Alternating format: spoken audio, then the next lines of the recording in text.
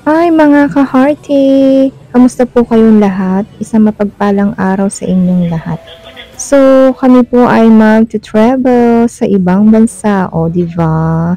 So, syempre papakita ko muna sa inyo ang airport at saka yung aking mukha.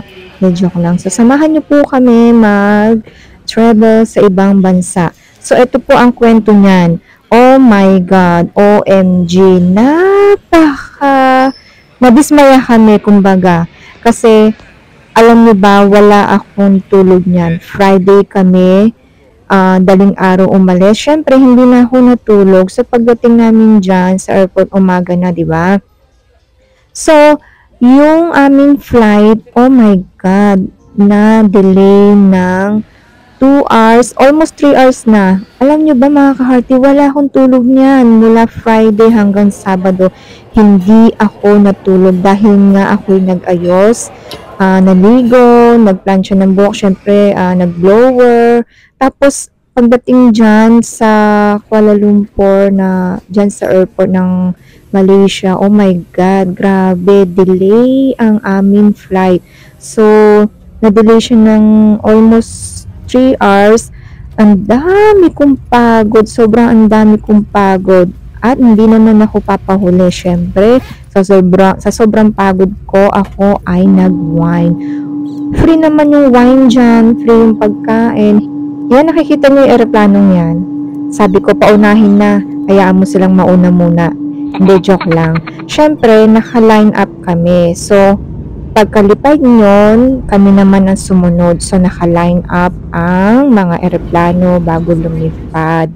So, ayan ang pagkain. Syempre, yung pagkain na yan, sinabayan ko na ng wine. Dahil nga, free ang wine at drinks. Alam niyo ba, nakailan ako dyan? Nakatatlong wine ako dyan. Alam niyo ba kung anong papakita ko sa inyo? Nakikita niyo ba? Panoorin niyo o stop niyo muna yung video habang pinapanood niyo. Stop niyo. At meron kayong makikitang kakaiba. So, ayan mga ka-hearty, ano ba napapansin nyo at ano yung nakikita nyo? Comment down below. Huwag kayong makakalimot ha. Comment, share, and like. Importante sa amin ng mga vlogger yung inyong like, comment, at share. At syempre, yung suporta ninyo at maraming salamat sa inyong suporta. At nagdala rin ako ng rosary at yung maliit na book. So, medyo malapit na kami dyan. Siguro mga 2 hours na lang o 1 hours and 30 minutes. Alam niyo ba kung saan kami pupunta? Hulaan ninyo. At mga ka-hearty, nagka-problema nga pala ako dyan. Sobrang sakit ng aking tainga. Grabe yung sakit. Alam niyo, naluluha ako dyan. Lumuluha na ako dyan. Hindi ko mapigilan yung sakit. Dasal ako ng dasal. Hindi talaga ako nawala ng pag-asa na huwag nang sumakit ang aking tainga. Sobra, hindi ko na kaya ako'y naluha na dyan.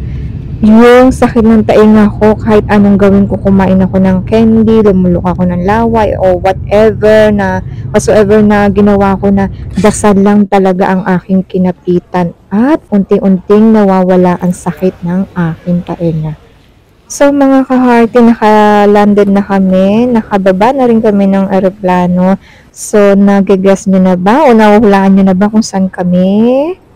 Hula-hula kung saan kami pumunta. O diba?